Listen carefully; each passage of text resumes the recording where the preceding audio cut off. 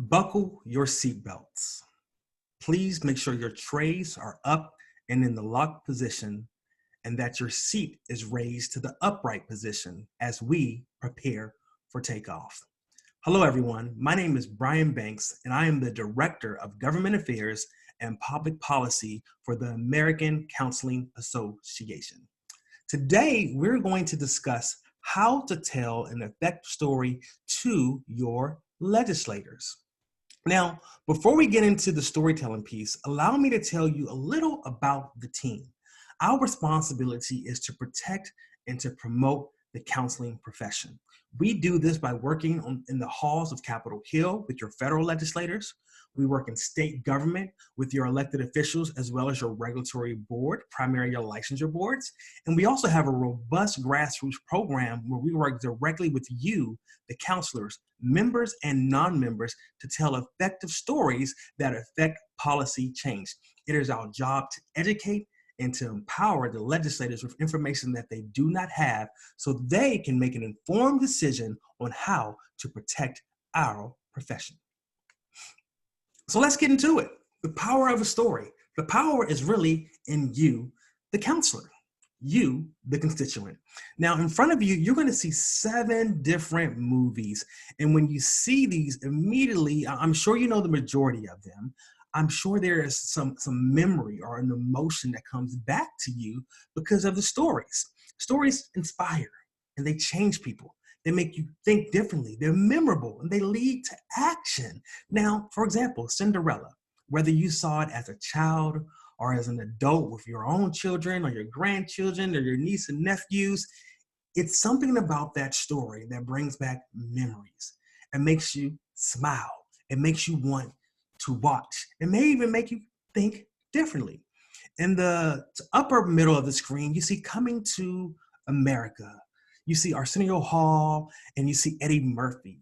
They left the land of Zamunda. They came to the United States of America, Queens, New York, so the young prince could find his queen. It was a story of him growing and developing and becoming the man that his parents always knew he could be, all while stepping outside of the box to make a difference in his life and the life of others around him. Immediately to the right of that is Star Wars. It's a series of movies that started in the 70s. People still watch these movies today, and it may trigger some type of emotion, whether you are on the dark side or whether you are for the Jedi Knights. It's a story that inspires you based on people fighting for what is right, fighting for the need to be seen and the need to make a positive difference and live a productive life.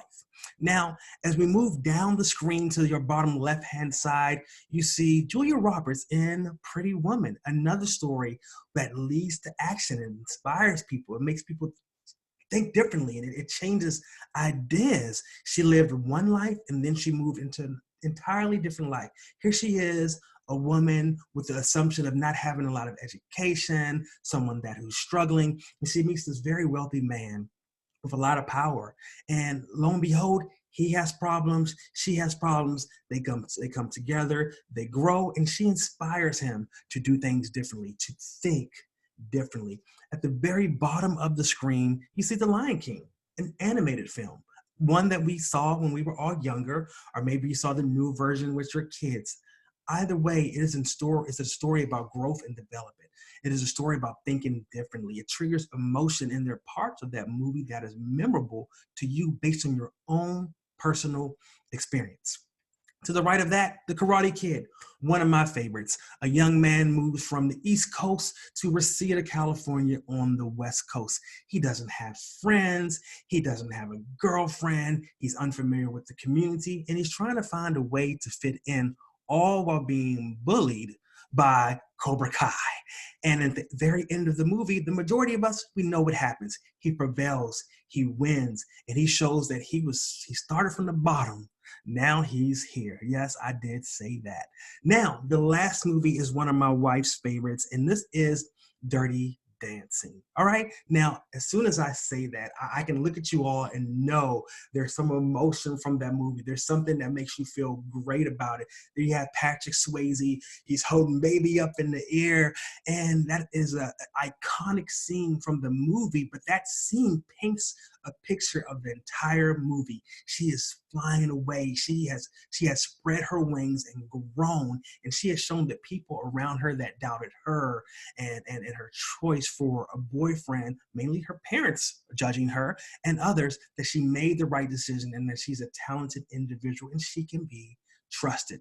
There is power in the story and there's power in you. The story comes from you. Now let's jump into it. Today's objective is we're going to learn how to tell a story with the goal of seeking and obtaining action from our legislators and our regulators. And let's pause here because here's a tip. These 5 steps that we're going to focus on today can be used in meeting with legislators. They can be used in writing action alerts.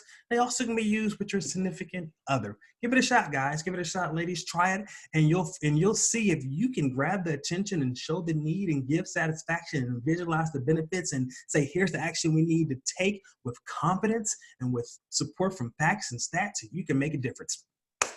I can stop there, but I won't because there's a lot more to learn. When you look to the left side of the screen, there's some facts you should know. Now, I'm not going to read all of these to you, but there are also some that I would like to point out. At the very bottom of the screen, it says human nature is I want to know. In other words, humans are nosy. When people talk about themselves or talk about others, people listen, right? Now, check this out. 65% of the people, bullet number 2, they remember your story. Right? 65% of the time. 5% remember your statistics. 65 plus 5, you do the math, 70%. If you have a strong story with facts and stats, 70% of the time, your story is going to be memorable. Now, when you walk into the room, based on the visual aid you use, you have 90 seconds to decision based on that visual. 90 seconds. That's not a lot of time. That is why it is important to focus on grabbing the attention of your audience immediately. Now, let's get personal with attention. There's several different methods to grab attention. The first one is the most important, in my opinion, but you need to find a way to relate to the person you're talking to. Relate to the legislator. Read the bio. Google the legislator and find out what he or she has said in the news. Find out where they stand on certain issues. Find out if they are aware of the issue, if they support that issue.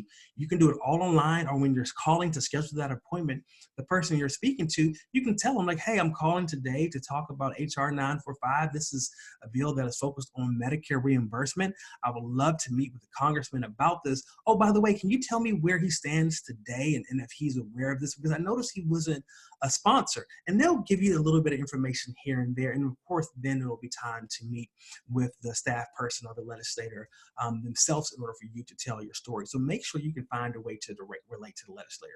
Maybe you all went to the same school. Maybe you all have the same boat or the same hobby. Find a way to relate to make it personal. That's very important. Now, the second thing that is extremely important as well is you must show the importance of the topic. Why is this topic important? Why are we concerned about funding for school counselors?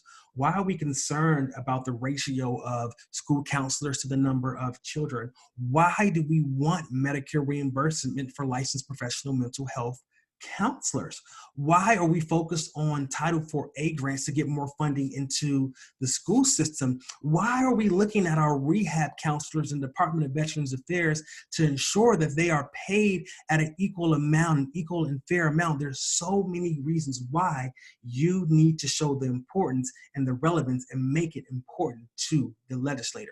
Now, some ways to do that is with a startling statement. And I'm going to pivot away from talking about our counseling issues. Years ago, I spent about a month and a half in a beach town. And during that time, just being the person I am, I went to a city council meeting. And when I was there, one of the items on the agenda was pollution. And I'm like, okay, it's common issues, pollution is important. Let's see their approach. And the council person began speaking, and she said this, and I remember this clearly. This is an important issue to me. It affects my community, but I haven't experienced it. So today we have people in the audience today that have experienced it. And there's one person in particular that I really want everyone on this panel to listen to. And she called the gentleman up and he began telling his story.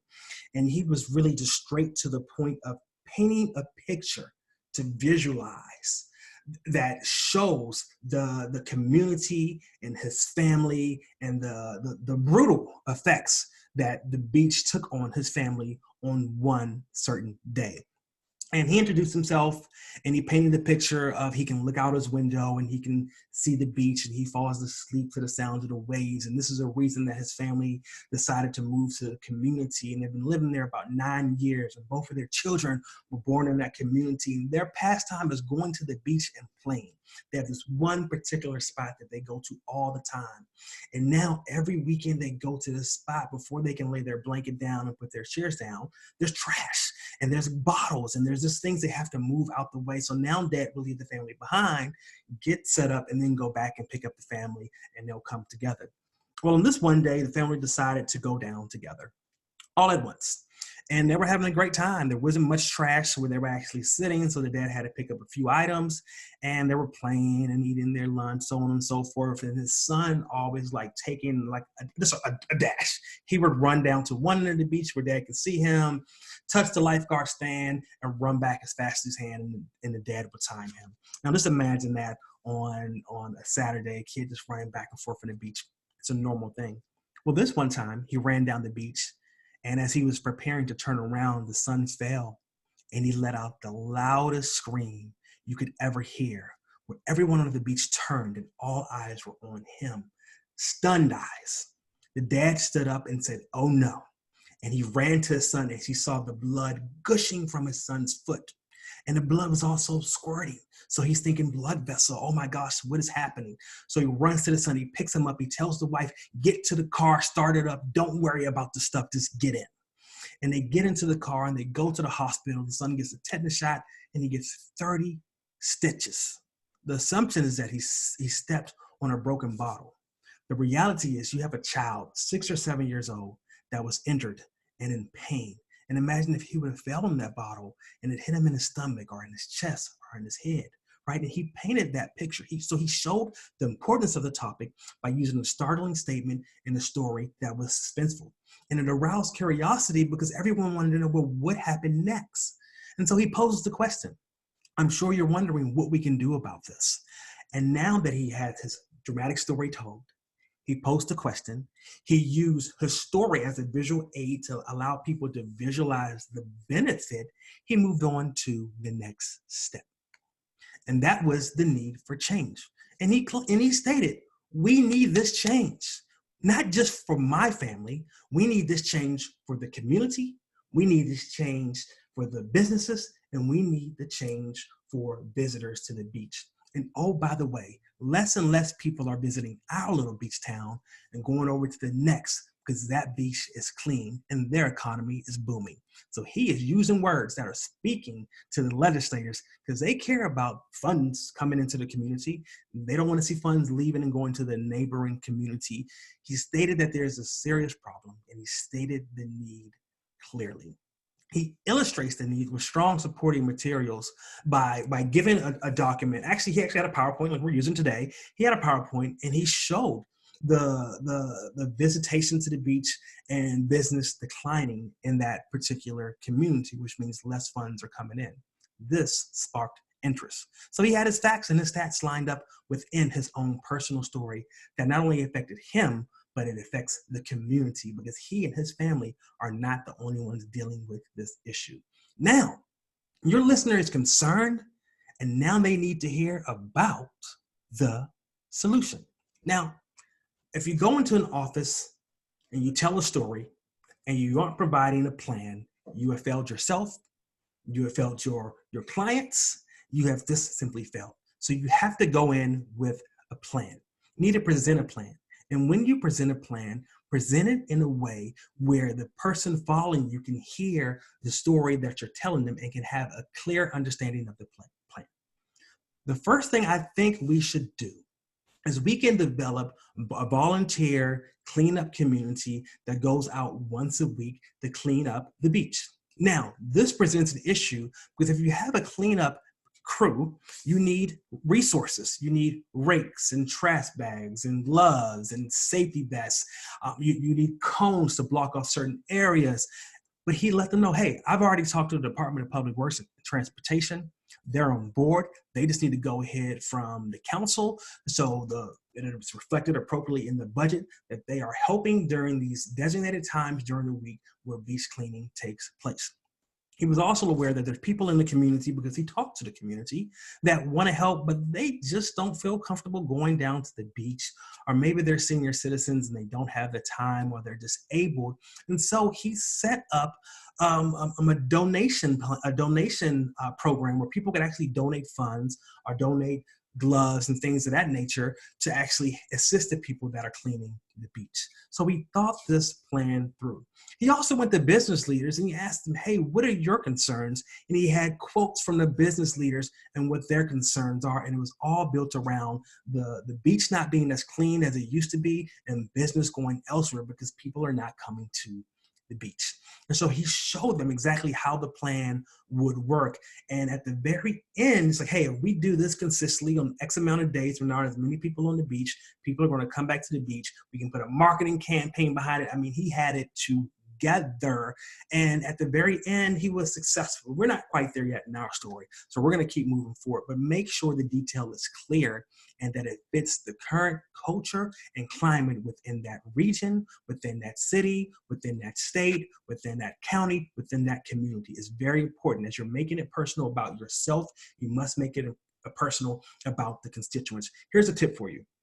And this is something that the counselors really need to know. When you're talking about issues that affect you, you're one person, right? So I'm gonna give you an example. Say there are 5 counselors and they each see 60 clients a month. You do the math. What is that? 300 people? Now, if you just make it about the 5 counselors, that's only 5 people. So you need to make sure that the legislators have an understanding that this is important for the profession, but it's extremely important for the client, which are your constituents, as am I. Because now your numbers increase and they see that there are more people being affected. So make sure you use your plan accordingly. President John F. Kennedy, efforts and courage are not enough without purpose and direction. Go in with the purpose and provide the direction that the legislator needs. Now, they know the need. Now they need to visualize the benefit. And we talked a little bit about this, but I really want to bring it home now. You have intensified the desire for people to want to know more. Why? Because we're human and we like hearing about what's going on with others, because by nature, whether you believe it or not, we're nosy people. So you need to use vivid imagery to show your listener how they can profit from your policy. Now, very, very important. Profit, better conditions. Profit, opportunity. Profit, saving money. Profit, earning money. Profit, better in the community. Profit, bringing money into the community. Profit. You can go on and on. Businesses are booming. Businesses are coming to the community. There's more resources coming to the community. Infrastructure becomes improved. So we're not just talking about little profit as funding going into someone's pocket, but we're showing that there's an opportunity to grow a community in the base of the community and the attraction to the community at that time, which is the beach. So it's very, very important to use that vivid imagery within your story. The son's foot bleeding, gushing with blood, squirting from the side, the shock, the desire for change. Find the vivid words and use vivid imagery to tell your story. It makes a major, major difference. Now, I'm a huge football guy. I played football in college, and I love quotes by coaches. And Coach Vince Lombardi, one of the most famous coaches ever, has said, some of us will do our jobs well, and some will not. But we will be judged by only one thing, the result. And so we have to make sure we are getting to the result. Now, very, very important. You must ask for action. You must ask for help. You must ask for assistance, but you also must tell the listener, the congressman, the senator, the regulator, the husband, the wife, what they need to do. So when you're closing out and you're thanking this member, you must make a call for action. You must offer yourself up as a credible expert, And you're going to be building credibility throughout the process, which we're going to talk about in a second. So make a call for action and tell your listener exactly what it is he or she needs to do. And when you do it, make sure they hear it clearly. The first thing you need to do, the second thing I'm proposing, the third thing, and finally the fourth. Or A, we need to do this. B, we need to do that. So go through it to the point where they can actually hear the points, and you'll have a document where they can actually see the points when you leave the office, which will hopefully breed more questions and opportunity for the person you're speaking to ask you questions that you can answer. Tell them exactly what to do. Tell them exactly how to do it. It is your job to make their job easy. It is your job to show them that you are an expert that they can rely on and that they can count on. Now, when you're concluding with this final appeal, recap those 4 steps prior to the action in a very short, concise way. Those points that need to hit home, remind them of those points and give them a stirring appeal to reinforce a commitment for action.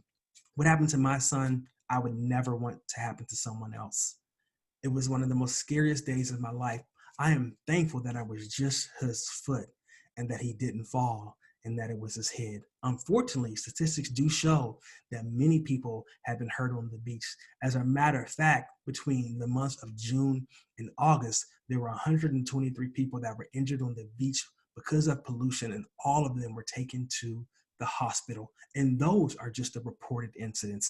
So you have to think above the action to get the person to say, hey, this is something that I need to research more, something that I need to commit to, and I need to do something about this. Now, a quote from Representative Shirley Chisholm, an amazing woman who once ran for president, the first Black woman to run for president. If they do not give you a seat at the table, bring a folding chair. Listen, every time you go into an office, there's a chance that the table is already full by this legislator because they work on hundreds, if not thousands of issues. You must be persistent, you must be patient, and you must be prepared in order to get them to give you a seat at the table where they see you as a credible resource to their office and their constituents. You are, without a doubt, the difference maker. Now, when you're going into an office, it's more than A to Z. A is the problem, Z is the goal. We know what those are, but you have to understand between A and Z, there's B through Y.